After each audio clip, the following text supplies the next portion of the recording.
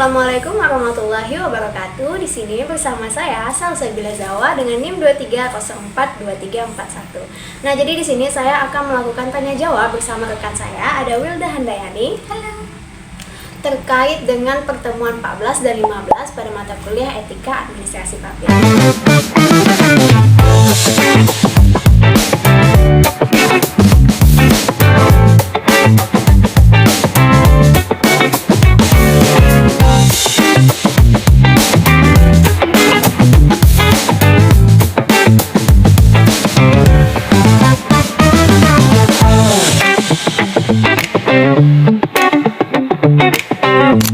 Langsung saja kita ke pertanyaan pertama.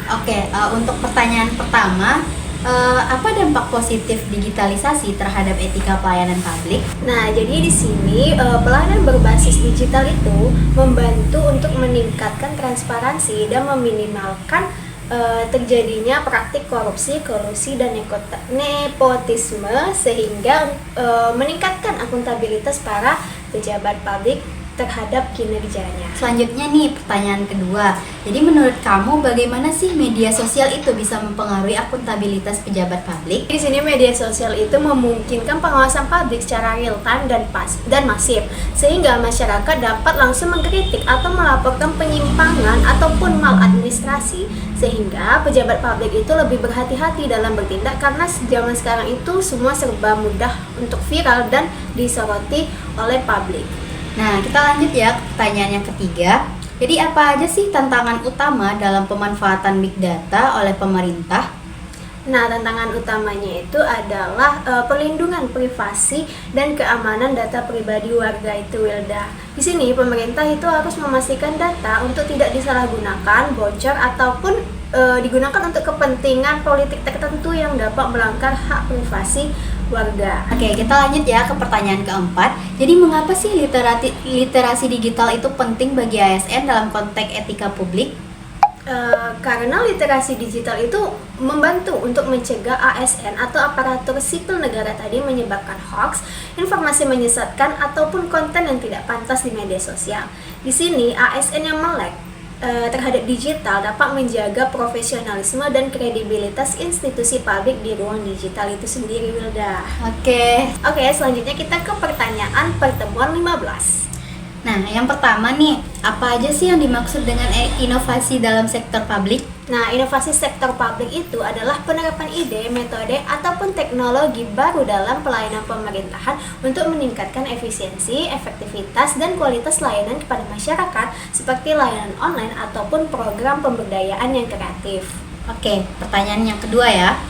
Bagaimana sih hubungan antara diskresi dan etika dalam inovasi publik? Di sini diskresi itu memberi kebebasan pejabat untuk berinovasi dalam situasi yang mendesak, tetapi harus tetap dalam koridor hukum dan etika. Nah, diskresi yang etis itu mengutamakan kepentingan publik, bukan kepentingan pribadi ataupun kelompok tertentu. Nah, selanjutnya kita ke pertanyaan ketiga nih. Mengapa sih akuntabilitas itu penting dalam implementasi inovasi sektor publik? Akuntabilitas itu penting karena dapat memastikan inovasi yang dijalankan tadi secara transparan, terukur, dan tepat dan dapat dipertanggungjawabkan. Tanpa adanya akuntabilitas, inovasi yang berjalan tadi itu dapat berisiko menjadi ajang pemborosan anggaran ataupun penyalahgunaan wewenang. Oke, selanjutnya pertanyaan keempat. Apa aja sih strategi utama untuk mempromosikan inovasi publik yang beretika? Strategi utamanya itu bisa untuk menciptakan regulasi yang mendukung inovasi, memberikan insentif untuk ASN yang inovatif ya dalam konteks itu. Kemudian membangun budaya organisasi yang terbuka terhadap perubahan dan melibatkan partisipasi publik dalam proses inovasi untuk menjaga akuntabilitas. Nah, jadi itu dia pertanyaan yang disampaikan oleh Wilda kepada saya terkait pertemuan 14 dan 15 mata kuliah Etika Administrasi Publik. Cukup sekian, terima kasih. Wassalamualaikum warahmatullahi wabarakatuh. Dadah.